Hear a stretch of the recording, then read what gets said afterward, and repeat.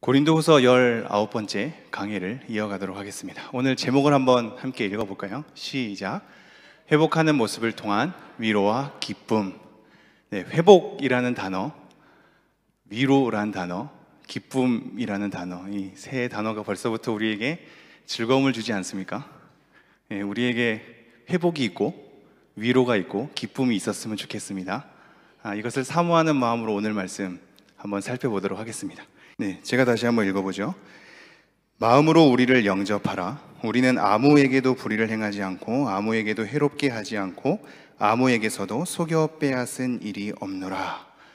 바울이 고린도 교회에게 이 말을 하려고 지금까지 많은 지면을 할애하여서 자기의 심정을 고린도 교회 성도들에게 전달했던 겁니다.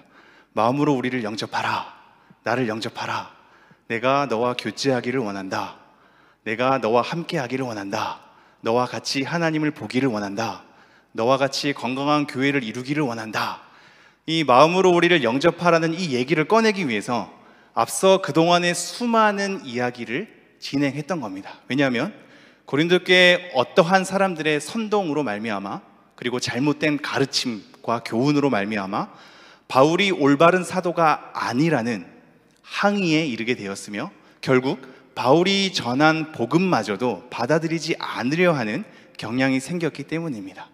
억울하죠. 그 오해 때문에, 그 비난 때문에 바울은 굉장히 억울했을 겁니다.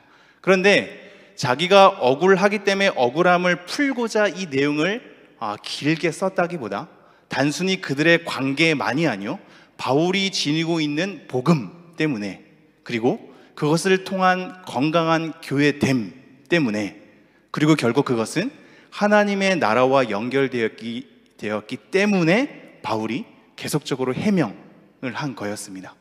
바울은 바울 자체가 아니라 바울이 전한 복음과 뗄 수 없는 관계에 있으며 하나님 나라와 뗄 수 없는 관계에 있으며 교회됨과 뗄 수 없는 관계에 있기 때문입니다.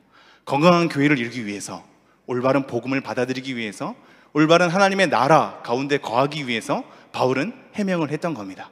수많은 해명을 하고 난 다음에 이제야 얘기하죠. 너희는 마음으로 우리를 영접하라. 자, 이 말씀이 어디랑 이어졌냐면요, 11절부터 13절 볼까요? 6장 11절에서 13절입니다. 제가 한번 읽어드리도록 하죠. 고린도인들이여, 너희를 향하여 우리의 입이 열리고 우리의 마음이 넓어졌으니 너희가 우리 안에서 좁아진 것이 아니라 오직 너희 심정에서 좁아진 것이니라. 내가 자녀에게 말하듯 하노니 보답하는 것으로 너희도 마음을 넓히라. 이제 우리가 마음이 넓어졌으니 너희도 마음을 넓히라 라고 얘기하고 있죠. 이것은 단순한 속 좁음에서 그냥 모든 것을 넉넉하게 받아들이는 마음의 넉넉함으로 가라 라는 뜻이 아니라 올바른 하나님에 대한 가치로 변경될 것을 촉구하고 있죠. 올바른 복음에 대한 이해를 가지도록, 사도, 영의 직분이 어떠한 것인지를 올바르게 알 수 있도록, 복음을 올바르게 이해하도록, 건강한 교회됨이 무엇인지 올바르게 알 수 있도록, 하나님 나라가 무엇인지 올바르게 받아들일 수 있도록 너네 마음을 올바르게 교정하라 라는 측면에서 마음을 넓히라고 얘기하고 있죠. 이러한 마음을 넓히라라고 권면한 다음에 나오는 내용이 마음으로 우리를 영접하라입니다. 다시 한번 우리가 7장 2절 말씀 읽어보도록 하겠습니다. 시작. 마음으로 우리를 영접하라. 우리는 아무에게도 불의를 행하지 않고 아무에게도 해롭게 하지 않고 아무에게서도 속여 빼앗은 일이 없노라. 영접하다란 얘기는 우리 가운데 그 사람을 받아들이도록 공간을 비우는 것을 말합니다. 하나님을 영접한다는 것은 하나님을 우리 가운데 모셔드리는 것 아니겠습니까? 그 사람을 우리에게 영접한다는 것은 그 사람과 우리가 함께 하도록, 그와 더불어 교제하도록, 그와 하나가 되도록 우리의 마음을 비우는 것이고 우리의 자리를 비우는 것이며, 그래서 그를 위해 공간을 내어주는 것입니다. 이것이 바로 영접하는 것이죠. 그 사람과 함께 한다는 것, 그 사람과 교제한다는 것은 바로 이것입니다. 여러분이 여러분의 자아로 똘똘 뭉쳐있는 이상, 이것이 교만의 특징인 거거든요. 자기로 가득한 자, 다른 사람의 귀, 다른 사람의 얘기, 다른 사람의 말, 모든 것을 귀담아 들으려는 그 귀가 없이 자기로 똘똘 뭉친 자가 교만한 자인 거거든요. 교만한 자는 자리를 내어줄 게 없죠. 자기로 가득 차 있으니까요. 한 사람을 맞이한다라는 것은 그만큼 자기를 비워내야 하는 겁니다. 공간을 마련해야 하는 겁니다. 자기의 잘못된 가치관과 그 모든 것을 도려내야 하고 교정해야 하는 것입니다. 공간을 내주어야죠. 너희가 마음으로 우리를 영접하라. 우리 찬양교회 성도님들의 교제가 이렇게 우리의 마음의 공간을 내어주는, 비워두는, 그리고 우리의 잘못된 시각이 교정되는 그러한 교제로서 함께하는 그런 은혜가 있기를 간절히 소망합니다. 마음으로 우리를 영접하라 라고 얘기하면서 뭐라고 얘기하고 있냐면요, 우리는 아무에게도 불의를 행하지 않고 아무에게도 해롭게 하지 않고 아무에게서도 속여 빼앗은 일이 없노라. 아무래도 바울과 함께한 일당들은 이 세 가지에 대해서 사람들에게 자꾸 걸림이 있었던 것으로 보입니다. 오해였던 거죠. 불의를 행하는 자, 해롭게 하는 자, 속여 빼앗은 자, 이것에 대한 누명을, 그리고 오해를 가졌던 것으로 보입니다. 바울이 얘기하고 있죠. 우리는 불의를 행한 적이 없다, 남을 해롭게 한 적이 없다, 속여 빼앗은 적이 없다. 그러니까 마음으로 우리를 영접하라. 우리는 이러한 일을 행하지 않았다. 하나님 앞에서 정직하게 신실하게 우리의 걸음을 걸어왔다 라고 얘기합니다. 그러면서 3절 말씀 이어집니다. 함께 읽겠습니다. 시작. 내가 이 말을 하는 것은 너희를 정죄하려고 하는 것이 아니라 내가 이전에 말하였거니와 너희가 우리 마음에 있어 함께 죽고 함께 살게 하고자 함이라. 멋있지 않습니까? 너희가 우리 마음에 있어 함께 죽고 함께 살게 하고자 함이라. 이거는 드라마에서 나오는 말이잖아요, 그죠? 내가 이 말을 하는 것, 즉 마음으로 우리를 영접하라라고 얘기하는 것, 마음의 공간을 비우고 너의 가치에 대한 교정을 해서 서로 교제하도록 이 말을 꺼내는 것은 너희를 정죄하려 하는 것이 아니다. 굉장히 중요합니다. 그 사람에게 다가가고 교제하는 목적은 정죄해서 그를 심판하는 데 있지 않습니다. 그와 더불어 하나님을 같이 바라보는 데 있습니다. 이것이 오늘 말씀의 핵심과도 연결이 되긴 하거든요. 내가 이 말을 하는 것, 즉 우리를 영접하라라고 얘기하는 것은 정죄하려는 것이 아니다. 그럼 뭐냐? 내가 이전에 말하였거니와 너희가 우리 마음에 있어 함께 죽고 함께 살고자 함이라. 너희가 마음에 있답니다. 너희가 우리 마음에 있답니다. 어디를 가도 그들이 생각나고 그들에 대한 걱정과 염려가 있는 것입니다. 그러니 몸이 떨어져도 마음속에 함께 있으니 함께 있는 거죠. 너희가 우리 마음에 있다. 계속 마음에 어떠한 걸림이 있었고 그들에 대한 걱정이 있었고, 그러니까 기도했겠죠. 그리고 그들에 대한 간절한 마음으로 편지를 썼겠죠. 기도를 보냈겠죠. 이렇게 마음 안에 있는 겁니다. 마음 안에 있어서 뭐라고 얘기하냐면 함께 죽고 함께 살고자 함이라. 이 말이 참 어렵지 않습니까? 우리 함께 이 말씀을 얘기해 볼까요? 우리 함께 죽고 함께 삽시다. 아니, 서로 얘기해 보라고요. 함께 하겠습니다. 우리 함께 죽고 함께 삽시다. 네. 동일한 시간에 죽는다는 얘기는 아닙니다. 그죠? 네. 함께 죽음을 각오하는 삶, 함께 살아내고자 하는 삶에 대한 각오와 애정이 있는 겁니다. 그 사람이 혼자 죽게 내버려두지 않겠다. 그 사람과 상관없이 나 혼자 살지 않겠다. 우리가 함께 죽기를 각오하고 함께 살기를 각오하는 관계가 되고 싶다. 왜냐하면 너희가 내 마음에 있기 때문이다. 우리 이런 관계가 되었으면 좋겠다 라고 하는 거죠. 우린 이미 앞서서 확인하지 않았습니까? 나중에 하나님 나라가 완성된 그날에 우리가 너희의 자랑이요 너희가 우리의 자랑이 되게 하려 합니다. 이 서로에게 자랑으로 기쁨으로 충만한 그날을 우리가 꿈꾸면서 서로를 받아주는, 마음에 모시는 그런 관계가 되었으면 좋겠습니다. 비록 지금 당장은 함께 죽고 함께 사는 것에 대한 각오가 희미할 수 있을지 몰라도 계속적으로 이 말씀을 사모하면서 우리의 마음을 각성해 나아가는 여러분 되었으면 좋겠습니다. 4절 말씀 함께 읽도록 하겠습니다. 시작. 나는 너희를 향하여 담대한 것도 많고 너희를 위하여 자랑하는 것도 많으니 내가 우리의 모든 환난 가운데서도 위로가 가득하고 기쁨이 넘치는 도다. 담대한 것이 많고 자랑하는 것이 많다는 얘기는 그만큼 그 사람들, 즉 고린도 교회 사람들에 향한 이 신뢰가 있고 그 사람에 대한 애착이 있는 거죠. 관심이 없으면 그 사람을 자랑할 수 없죠. 그들에게 적극적으로 다가갈 수 없죠. 이 담대함은 그들을 향해서 적극적으로 다가가며 사람들에게 추천하는 것을 말하는 거거든요. 내가 담대하는 것, 자랑한 것이 많다. 왜냐하면 그만큼 너를 많이 생각하기 때문이다. 그 사람의 좋은 점들을 밝히 알 수 있는 관계, 그 사람의 좋은 점들을 끄집어낼 수 있는 관계, 그래서 다른 사람에게 그 사람에 대해서 자랑할 수 있는 관계, 그리고 하염없이 그 사람들에게 바로 달려나갈 수 있는 관계. 내가 담대한 것이 많고 자랑한 것이 많다. 자, 이런 것이 많으니 내가 우리의 모든 환난 가운데서도 위로가 가득하고 기쁨이 넘치는다. 위로와 기쁨이 왜 넘치냐면 그들 때문에입니다. 그들 때문에. 우리가 환난을 비록 당하나 우리에게 위로가 가득한 것은 너네 때문이다. 너네에 대해서 자랑할 것이 많고 너네에 대해서 담대한 것이 많기 때문이다. 우리가 지금 환난 가운데서도 기쁨이 넘치는 것은 너네 때문이다. 너네에게 자랑할 것이 많고 담대한 것이 많기 때문이다.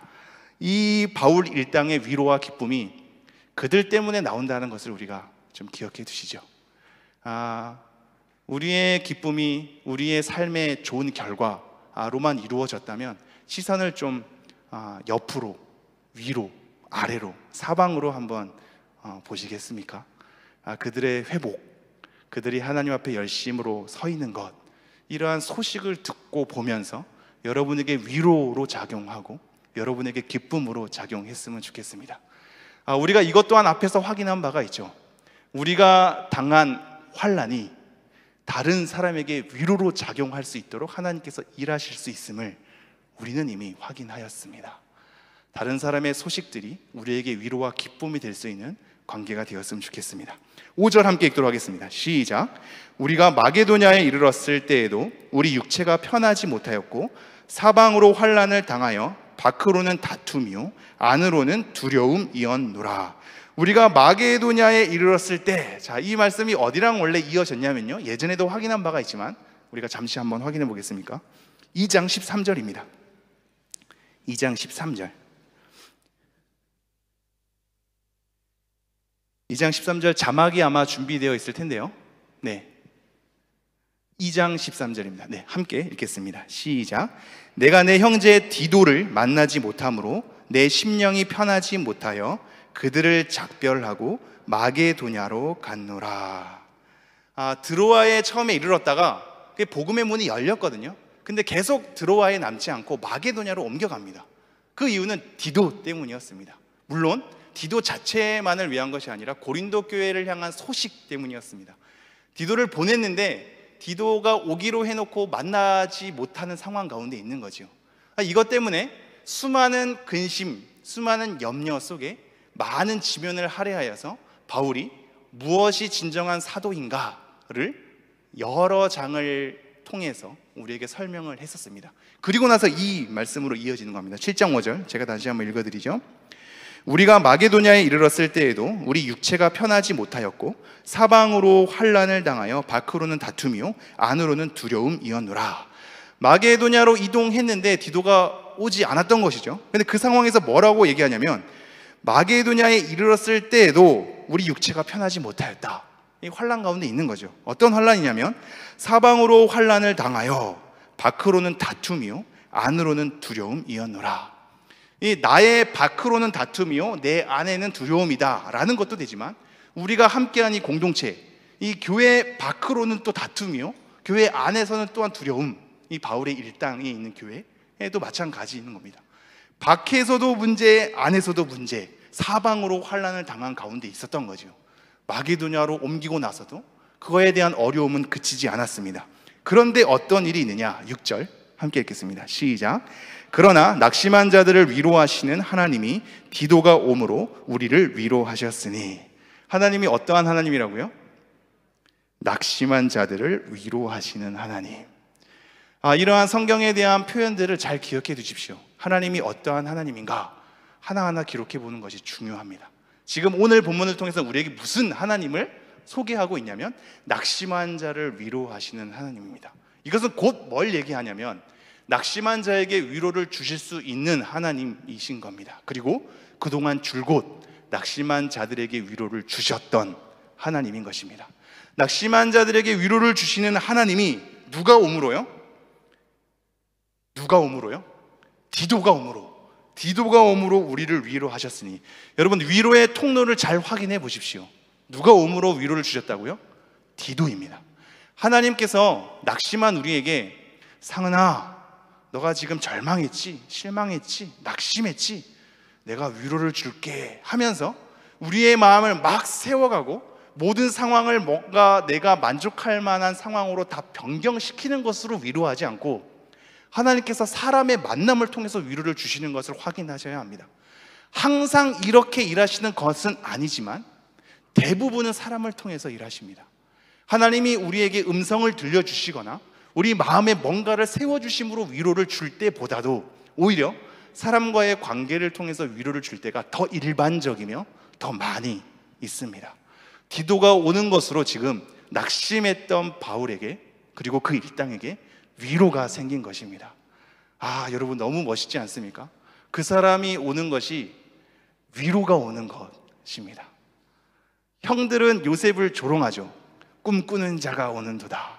조롱하지 않습니까? 우리는 얘기하는 거죠. 저 멀리서 마목사님이 걸어온다면 위로가 오는도다. 저 멀리서 권사님들 집사님이 올 때 위로가 오는도다. 얼마나 멋있지 않습니까? 그 안에서 우리가 위로를 얻는 거죠. 교제하고 내 심정을 토로하고 그 사람에게 좋은 소식을 들음으로 기쁨이 생기고 힘이 생겨서 위로가 얻게 되는 것이죠. 제가 다시 한번 6절, 그러나 낙심한 자들을 위로하시는 하나님이 디도가 옴으로 우리를 위로하셨으니. 7절 함께 읽겠습니다. 시작. 그가 온 것뿐 아니요 오직 그가 너희에게서 받은 그 위로로 위로하고 너희의 사모함과 애통함과 나를 위하여 열심히 있는 것을 우리에게 보고함으로 나를 더욱 기쁘게 하였느니라. 지금 세 가지로 더 세밀하게 나누고 있는데요. 첫 번째가 7절, 그가 온 것, 즉 디도를 만나는 것 자체가 위로인 겁니다.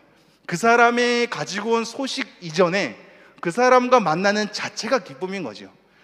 그 사람을 만나는 것이 위로가 되고 기쁨이 된다는 것은 엄청난 일 아닙니까? 그죠? 그 사람이 온 것, 디도가 온 것 자체가 나에게 엄청난 기쁨이었다. 두 번째, 오직 그가 너희에게서 받은 그 위로로 위로하고. 디도가 온 것 자체도 나에게 위로요 기쁨이었는데 이 디도가 고린도 교회에서 위로를 얻은 겁니다.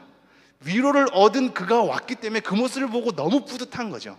그래서 나에게도 위로가 되고 기쁨이 되는 겁니다. 세 번째가 뭐냐면 너희의 사모함과 애통함과 나를 위하여 열심히 있는 것을 우리에게 보고함으로. 디도가 드디어 보고하죠. 소식을 전해줍니다. 세 가지로요. 고린도 교회 사람들이 사모함이 있었다. 보고 싶은 겁니다. 바울을 보고 싶어하는 사모함이 있었던 겁니다. 두 번째, 애통함.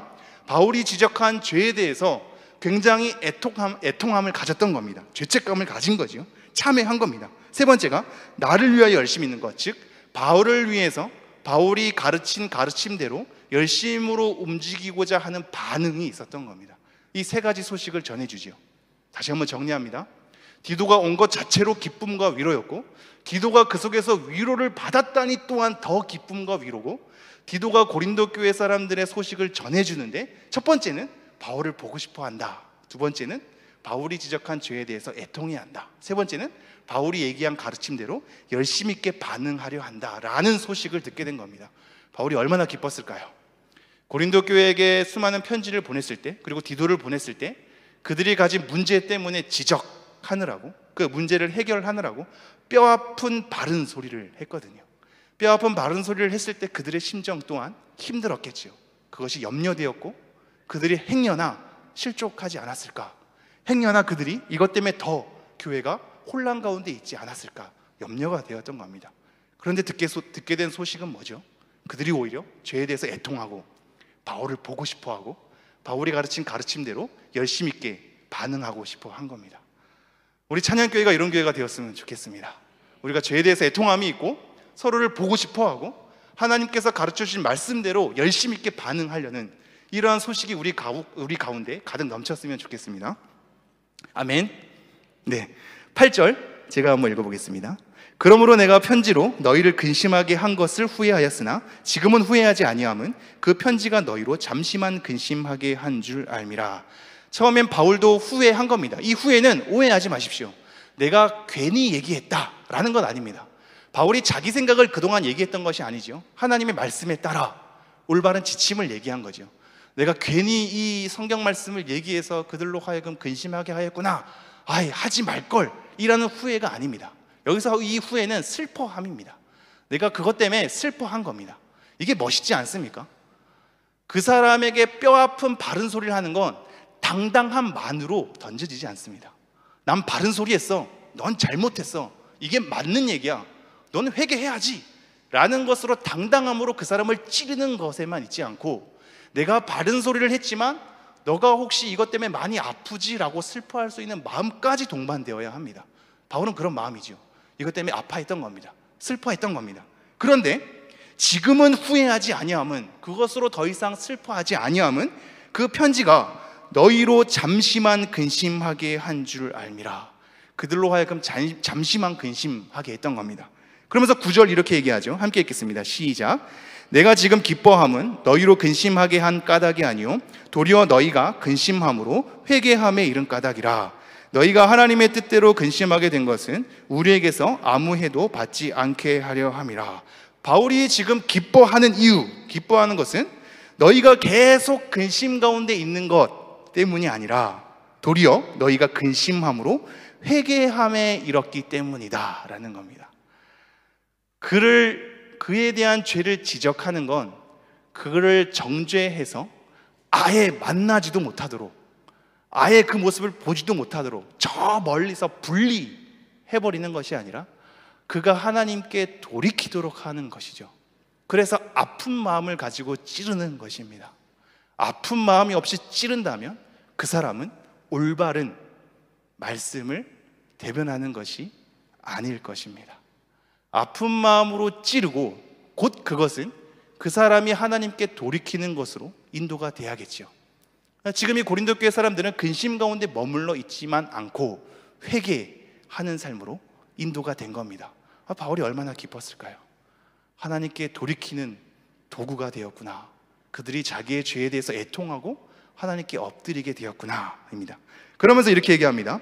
너희가 하나님의 뜻대로 근심하게 된 것은, 자, 하나님의 뜻대로, 이것은 하나님을 따라입니다. 하나님을 따라 하나님께서 원하시는 대로 근심하게 된 것은, 그러니까 올바른 근심의 목적을 얘기한 거예요. 그러니까 목적을 두 가지로 얘기합니다. 첫 번째는 우리에게서 아무 해도 받지 않게 하려 함이라. 그 사람이 그 죄 때문에 해를 당하지 않게 그 사람을 오히려 건져내는 것입니다. 그래서 비록 지금 근심이 있으나 그 근심이 회개에 이르게 해서 결국 그 사람이 범한 죄 때문에 해를 당하지 않도록 그 사람을 건져내는 것에 첫 번째 목적이 있는 거죠. 두 번째 목적이 10절입니다. 함께 읽겠습니다. 시작.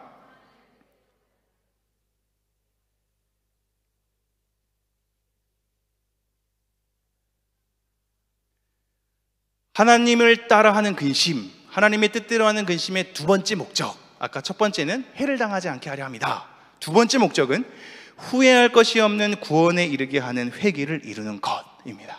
이게 좀 더 적극적인 목적이죠.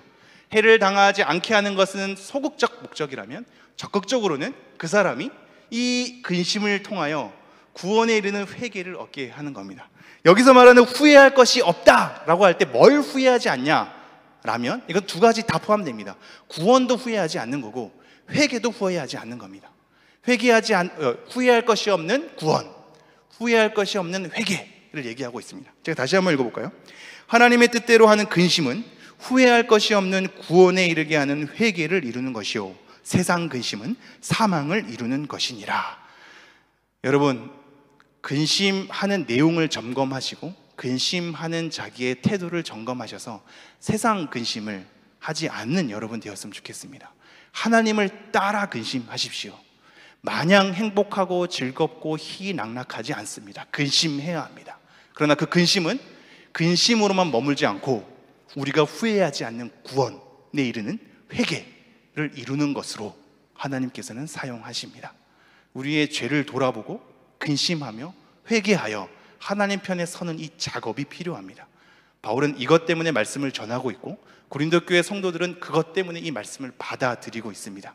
이 목적을 위해서 편지를 쓰고 있음을, 그리고 하나님의 뜻대로 하는 근심을 주고 있음을 우리는 명심하셔야 합니다. 11절 말씀 읽도록 하겠습니다. 시작. 보라, 하나님의 뜻대로 하게 된 이 근심이 너희로 얼마나 간절하게 하며 얼마나 변증하게 하며 얼마나 분하게 하며 얼마나 두렵게 하며 얼마나 사모하게 하며 얼마나 열심 있게 하며 얼마나 벌하게 하였는가. 너희가 그 일에 대하여 일체 너희 자신의 깨끗함을 나타내었느니라. 이 말씀은 간단히만 다루죠.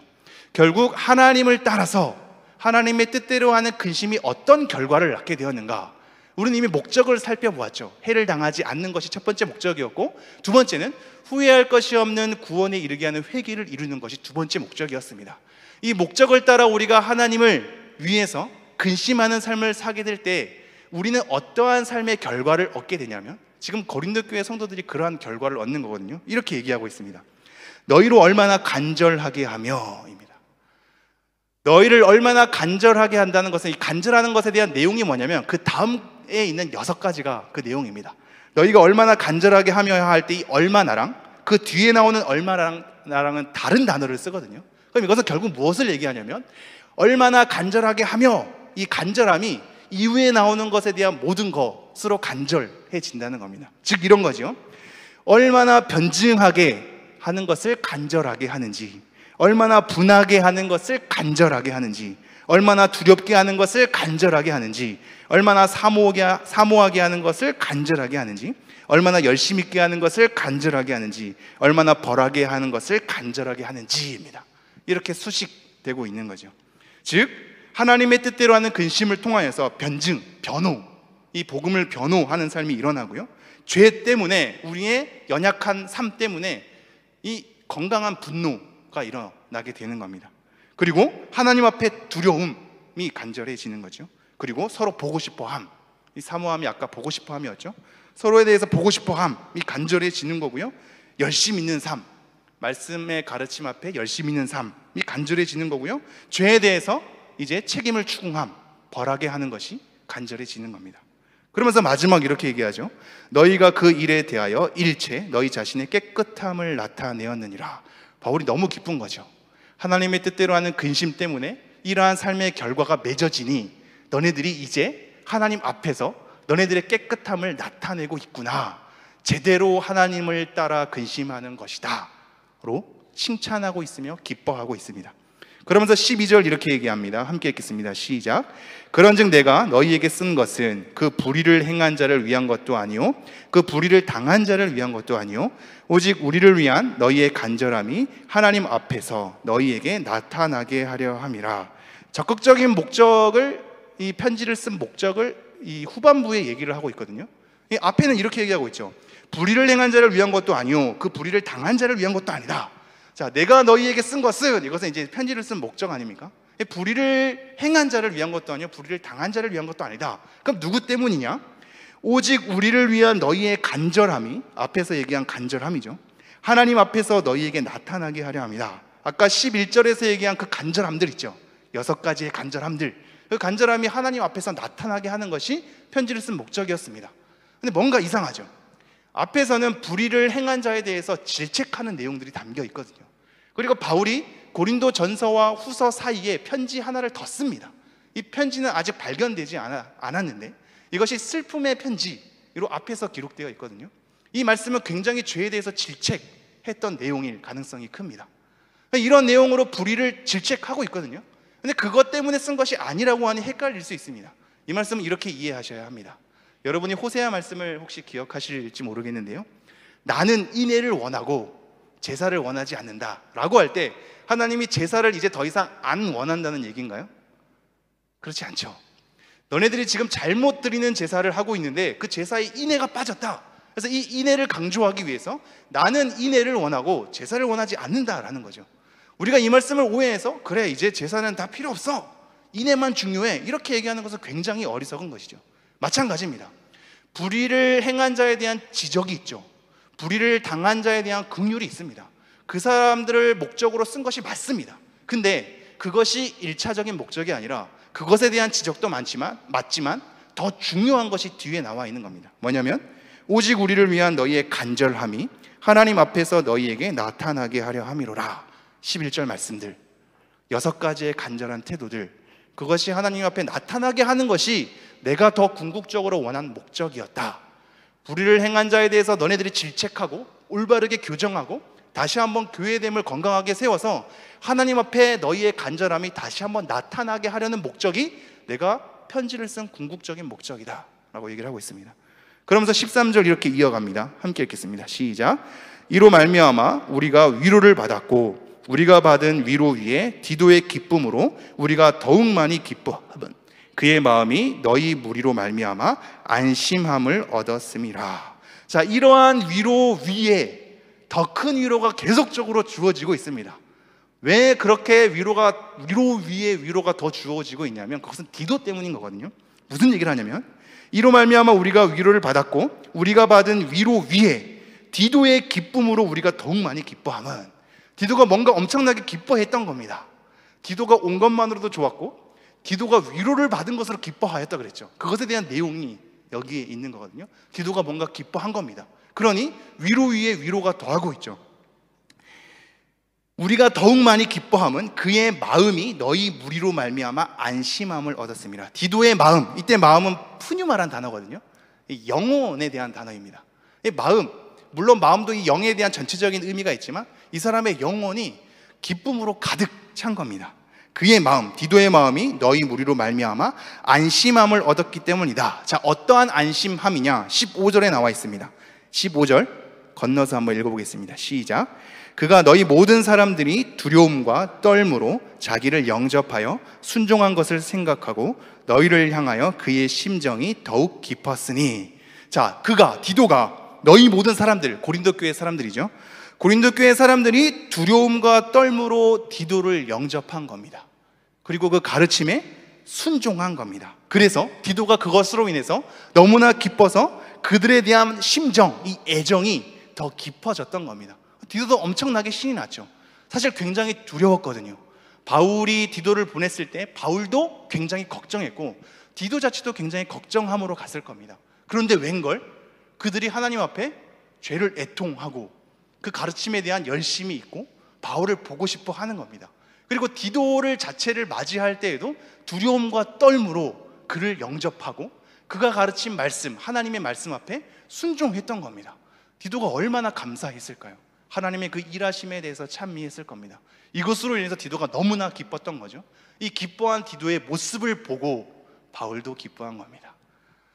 여러분, 그 사람이 하나님 앞에 잘 서는 것을 보고 기뻐하는 우리가 되었으면 좋겠습니다. 그 사람이 하나님 앞에 잘 서면 설수록 우리에겐 기쁨이 넘쳐야 합니다. 내가 비록 환난 중에 있다 할지라도 그 사람의 잘됨을 보고 기뻐하는 관계가 되었으면 좋겠습니다. 바울이 지금 그러고 있거든요. 바울의 위로와 기쁨은 그 사람들의 잘됨에 있습니다. 이 잘됨은 세속적인 잘됨이 아니라 하나님 앞에 바로 서가는 모습입니다. 이것으로 인해서 디도도 기뻐하고 그렇게 기뻐하는 디도를 보면서 바울도 기뻐하죠.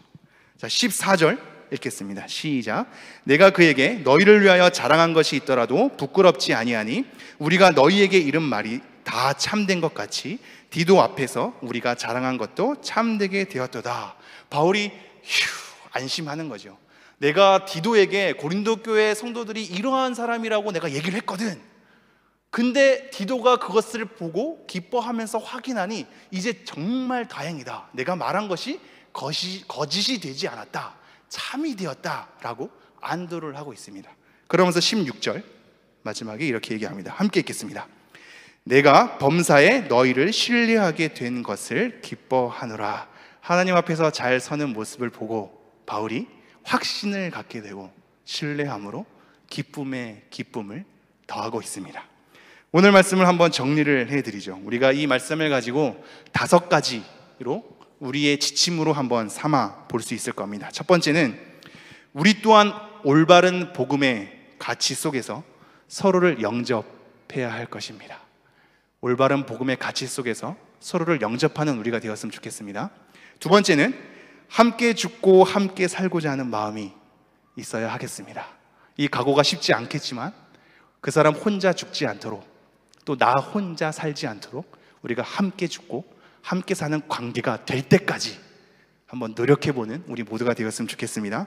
세 번째는 서로를 통해 위로받는 관계와 위로받는 삶으로 서가는 찬양교회 성도님들이 되었으면 좋겠습니다.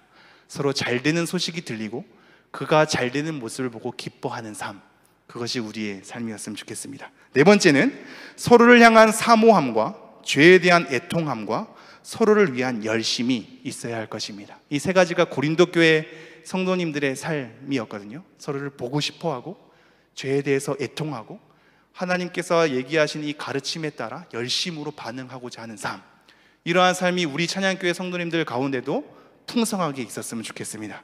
마지막 다섯 번째는 하나님의 뜻대로 한 근심을 통하여 회개하며 깨끗함을 나타내야 할 것입니다. 여러분, 매번 기뻐하는 삶만 갈구하지 마시고 근심하는 삶이 필요합니다.